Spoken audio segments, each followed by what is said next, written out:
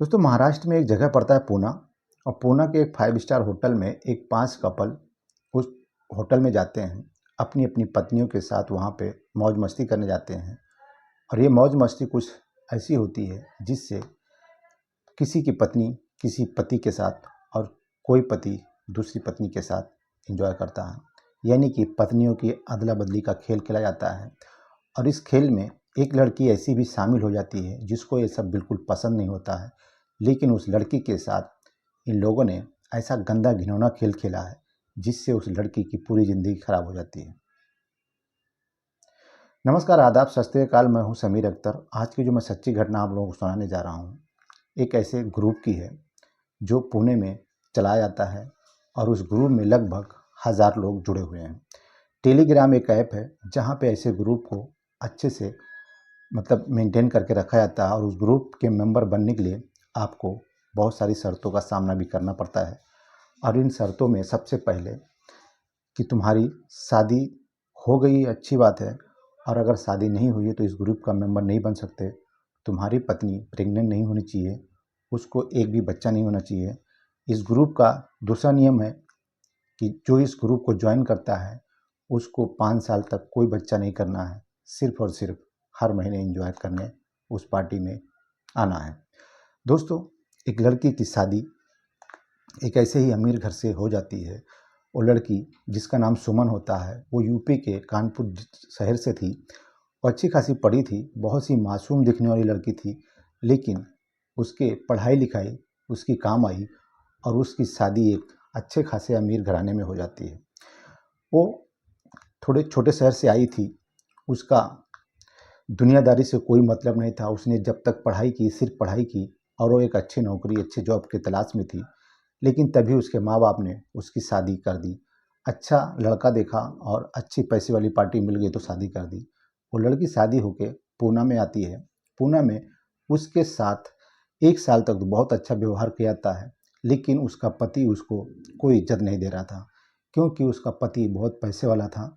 और पैसा कमाने के चक्कर में वो ऐसे गंदे गंदे खेल और ऐसी ऐसी गंदी गंदी मीटिंग अटेंड करता था जो उस और लड़की को पसंद नहीं था। लड़की को पता चलता है कि हमारा पति पीने खाने का बहुत शौकीन है और वो ऐसी ऐसी पार्टियों में जाता है जहाँ पे ये सब बहुत ज़्यादा ही होता है। लड़की अपने पति को मना करती है, लेकिन पति कहाँ मानने वाला था। वो शादी से पहले भी वो करता था और शादी के बाद भी उसका ये सब चालू था। लेकिन वो एक ऐसे ग्रुप का मेंबर बन चुका था जहाँ पे उसको बहुत मज़ा आने वाला था। उसने अपनी शादी भी इसीलिए किया था क्योंकि उस ग्रुप में जिसकी शादी हो जाती है वही वो उस ग्रुप को ऐड कर सकता है, वो वही वो ज्वाइन कर सकता है। और उस ग्रुप को उसने ज्वाइन कर लिया था बिना सुमन को बताए।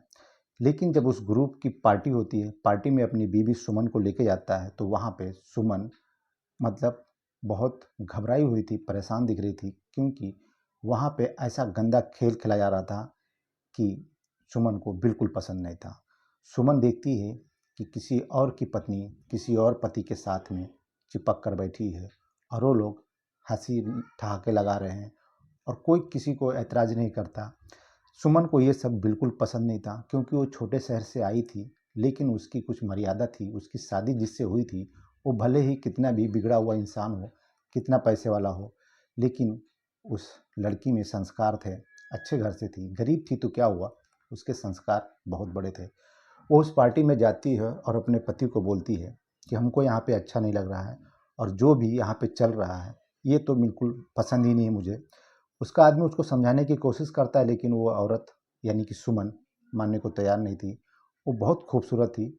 जितने भी पति वहाँ पे बैठे थे सब उसकी तारीफ कर रहे थे। और उसके नाम, उसका पति का नाम था राहुल। राहुल की तारीफ करते थे, क्या यार, क्या चीज़, किससे शादी की है तुमने, तो पूरी कायनात का सुंदरता अपनी बीवी में समेट कर दिखा दिया है। दोस्तों, लोग उसकी तारीफ करते नहीं थकते थे।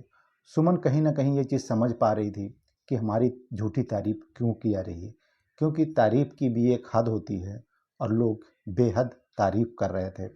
वहाँ पे सारी पत्नियाँ दूसरे की गोद में बैठी थी और एक सुमन ही थी जो अपने पति के साथ बैठी हुई थी। उधर राहुल के दोस्त लोग उसको ताने मारते हैं कि क्या यार तू कैसी बीवी करके लेके आया है, और अगर तेरी बीवी को ये सब पसंद नहीं था तो इस पार्टी में आया ही क्यों। उसको बहुत सारा ताना मारते हैं। राहुल इस चीज़ ये ताने से बहुत शर्मा जाता है और अपनी बेइज्जती का बदला लेने के लिए अपनी ही बीवी से बदला लेता है और उसको बहुत ज़्यादा परेशान करने की उम्मीद से उसको बोलता है कि तुम अपने कमरे में चलो, मैं थोड़ी देर में आता हूँ, मैं थोड़ा ड्रिंक करता हूँ, उसके बाद आता हूँ। सुमन जिस कमरे में रुकी थी, जिस कमरे में उसका सामान था, वो कमरे में पहुँच जाती है और जैसे ही वहाँ पे पहुँचती तो वहाँ पे पहले से एक व्यक्ति वहाँ पे बैठा शराब पी रहा था। खाने पीने की सारी चीज़ें उस कमरे में रखी हुई थी। जब सुमन उस आदमी को देखती है तो तुरंत अपने पति राहुल को फ़ोन करती है और बोलती है कि तुम यहाँ पे जल्दी आ जाओ, मुझे बहुत डर लग रहा है, बहुत परेशान हो रही हूँ, क्योंकि मेरे कमरे में कोई शख्स है जो बैठा ड्रिंक कर रहा है और उसके आगे खाने पीने की बहुत सारे सामान रखे हुए हैं और वो मुझे भी वो खाना और वो ड्रिंक करने के लिए इनवाइट कर रहा है। उसका पति राहुल बोलता है कि कोई बात नहीं, तुम उसके साथ नहीं ड्रिंक करना तो खाना तो खा सकती हो, और खाना खाओ, मैं आता हूँ थोड़ी देर में। राहुल उसको अच्छे से प्यार से समझा के उसको बोल देता है कि वो मेरा फ्रेंड है, उसके साथ तुम खाना खाओ, मैं आता हूँ 10 मिनट में। सुमन उधर उस व्यक्ति के पास बैठ जाती है, खाना खाती है। तो वो व्यक्ति उस सुमन को कोल्ड ड्रिंक, पहले तो ड्रिंक का ऑफ़र करता है, लेकिन सुमन ने कभी ड्रिंक नहीं किया था, तो वो उसको कोल्ड ड्रिंक ऑफ़र करता है और कोल्ड ड्रिंक में पहले से कुछ नशीला पदार्थ मिलाया गया था। सुमन जैसे ही कोल्ड ड्रिंक पीती है, कोल्ड ड्रिंक पीते ही उसके 10 मिनट के बाद सुमन को नींद आने लगती है। तो व्यक्ति उसको हाथ पकड़कर सुमन को बेड पर लेटा देता है और बेड पर लेटाने के बाद वो व्यक्ति उसके साथ शारीरिक संबंध बनाता है, उसके सारे कपड़े उतार देता है और सुमन एकदम बेहोश थी। वो व्यक्ति उसके साथ यानी कि सुमन के साथ पूरी रात अपनी हवस का शिकार बनाता है, उसके साथ अपने जिस तरीके से उसको जो चाहिए था वो करता है, कभी नेचुरल कभी अननेचुरल सेक्स उसके साथ करता है। और सुमन एकदम बेहोश थी, उसको कुछ पता नहीं था कौन उसके साथ क्या करता है। लेकिन सुबह का जब 5 बजता है तो जब सुमन की आंखों का नशा, उसकी शरीर का जो नशा है वो उतरता है, तब उसको उसके अपने बेड के पास अपने पति को पाती है और पति से पूछती है कि तुम कहाँ थे, मेरे साथ कौन था। तो पति हंसते हुए बोलता है कि मैं ही तो था तुम्हारे साथ, हमने ही तो तुम्हारे साथ आज रात में एंजॉय किया है और तुम बहुत सेक्सी हो, तुमको देखने के बाद मैं अपने आप को कंट्रोल नहीं कर पाता हूँ। पति उसकी तारीफ करते हुए उससे मस्ती करता है, लेकिन सुमन को कहीं ना कहीं ये चीज़ पता था कि हमारे साथ मेरा पति आज नहीं था।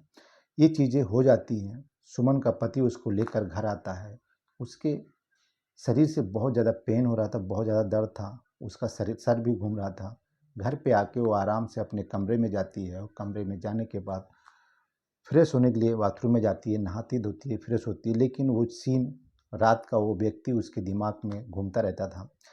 10 दिन का टाइम बीतने के बाद राहुल अपनी पत्नी सुमन को फिर एक पार्टी में इनवाइट करता है और वहाँ भी ऐसे ही तरीके से वो उसको एक आदमी के पास भेज देता है, जिस तरीके से इसने पहली पार्टी में उसने अपनी बीवी को उस व्यक्ति के पास भेज दिया था। क्योंकि राहुल अपने धंधे में बहुत ज़्यादा तरक्की चाहता था और तरक्की का सबसे पहला जो ये अपना तरक्की पाने के लिए कुछ भी कर सकता था, क्योंकि राहुल एक छोटे से धंधे से बड़ा धंधा पाया था।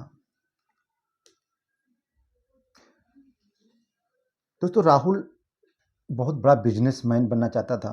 वो बहुत सारे बड़े बड़े लोगों से संपर्क में था और जब उसको कोई कॉन्ट्रैक्ट या कोई ऐसी चीज़ें उसको हासिल करनी होती थी तो अपनी बीवी को उन मालिकों के पास भेज देता था, उनको किसी न किसी बहाने से अपनी बीवी के संपर्क में ला देता था। सुमन ये चीज़ कहीं ना कहीं समझ रही थी, उसको बिल्कुल अच्छा नहीं लग रहा था। उसने एक दिन अपने माँ बाप को फ़ोन भी किया, लेकिन माँ बाप उसको समझाते हुए बोले, बेटा वो बड़े घर के लोग हैं, उनके यहाँ ऐसा ही होता होगा, हो सकता है तुम्हारे मन का भ्रम हो, जो तुम बोल रही हो वो सच ना हो, तुम अपने पति का साथ दो और तुम्हारा पति बहुत बड़ा बिजनेसमैन बनने वाला है, तो तुम उसके सपोर्ट करो और जैसा वो कहता है वैसा करो। ये सब अपनी माँ बाप की बात सुनकर सुमन कहीं ना कहीं राहुल का सपोर्ट या उसके कहने पर जाने लगती है, लेकिन एक दिन उसका मन भर गया और वो अपने इस काम से छुटकारा पाना चाहती थी। वो दूर जाना चाहती थी, ये सारी गंदगी चीज़ों से वो दूर जाना चाहती थी। लेकिन एक बार जब राहुल एक पार्टी में, बताया ये भी जाता है कि सुमन मतलब एक साल में लगभग उसने 9 लोगों के साथ संबंध बनाए, यानी कि राहुल ने अपनी पत्नी सुमन को 9 लोगों के पास भेजा और उन 9 लोगों ने उस सुमन के साथ संबंध बनाए। दोस्तों, वो औरत कहीं ना कहीं समझ चुकी थी कि मेरी शादी सिर्फ और सिर्फ इसी चीज़ के लिए हुई है, हमको सिर्फ इस्तेमाल किया जाता है, क्योंकि राहुल उसकी ज़रा सी भी इज्जत नहीं करता था। और जब उसको किसी पार्टी में लेके जाना होता था तभी राहुल उससे अच्छे से बात करता था और उससे प्यार करता था। राहुल कभी उसको अपने करीब भी नहीं लाता था जल्दी, लेकिन जब उसको किसी पार्टी में लेके जाना होता था तो राहुल सुमन की बहुत अच्छे से खातिरदारी और उसकी बहुत अच्छे से प्यार से बात करता था और वो उसको मना के उस पार्टी में लेके जाता था। और राहुल उस पार्टी में जाने के बाद सुमन को हर वो चीज़ दिलाने की कोशिश करता था जिससे सुमन खुश हो जाए। दोस्तों, लास्ट का टाइम जब पार्टी मनाई जा रही थी, सुमन ने पुलिस को कॉल किया और उस घटना की सारी जानकारी पुलिस को बता दी। आज सुमन जिस पार्टी में गई थी वहाँ पे 6 लोग थे और 6 लोगों की 6 पत्नियाँ थीं। वहाँ पे 6 पतियों की घड़ी एक बॉक्स में डाल दी गई थी और उसके बाद पत्नियों की आंखों में पट्टी बांध दी गई थी। पत्नियों के हाथ में जिस पति का घड़ी यानी कि वॉच आता था, वो पत्नी उस आदमी के साथ अपने कमरे में चली जाती थी और उसके साथ शारीरिक संबंध बनाती थी और रात भर उसके साथ एंजॉय करती थी। लेकिन सुमन को ये चीज़ नहीं करना था। सुमन ने इस गंदे खेल को शुरू करने से पहले ही पुलिस को बता दिया था कि जैसे मैं कॉल करूंगी आप इस होटल में आ जाना और मैं जिस जिस कमरे नंबर को बताऊंगी उस कमरे में आप चले जाना। एक खेल शुरू होता है, लास्ट में सुमन का नंबर आता है। सुमन पहले से पुलिस को टाइम बता चुकी थी। जैसे उसका नंबर आता है तभी पुलिस आ जाती है और पुलिस आने के बाद उन सारे कमरों की तलाशी ली जाती है और सारे पति पत्नियों को बाहर निकाला जाता है और सबकी आईडी चेक की जाती है। तो किसी और का पति किसी और की पत्नी के साथ, किसी और की पत्नी किसी और के पति के साथ, उन सभी 6 जोड़ों को गिरफ्तार किया जाता है और उनके खिलाफ मुकदमा चलाया जाता है। और समाज में ऐसे गंदे रीति रिवाज को मनाने वालों के लिए एक सबक दी जाती है और उनको बहुत बड़ा पनिशमेंट दिया जाता है। उनको लगभग 6-6 महीने जेल की सलाखों के पीछे रहना पड़ता है और उसके बाद उनकी ज़मानत हो जाती है, लेकिन उनको ज़िंदगी भर के लिए सबक मिल जाती है। और एक औरत अगर चाहे तो सब कुछ कर सकती है और न चाहे तो कुछ भी नहीं कर सकती है। ये सबूत इस सुमन ने दिया। तो दोस्तों, आज की कहानी हमारे समाज में हो रहे ऐसे गंदे घिनौने कामों को लेकर थी। तो ये कहानी आप लोगों को कैसी लगी? अगर कहानी अच्छी लगी हो तो प्लीज़ मेरे वीडियो को लाइक कर दें और चैनल पर नए तो चैनल को सब्सक्राइब जरूर कर लें। मिलता हूँ एक ऐसी स्टोरी के साथ, तब तक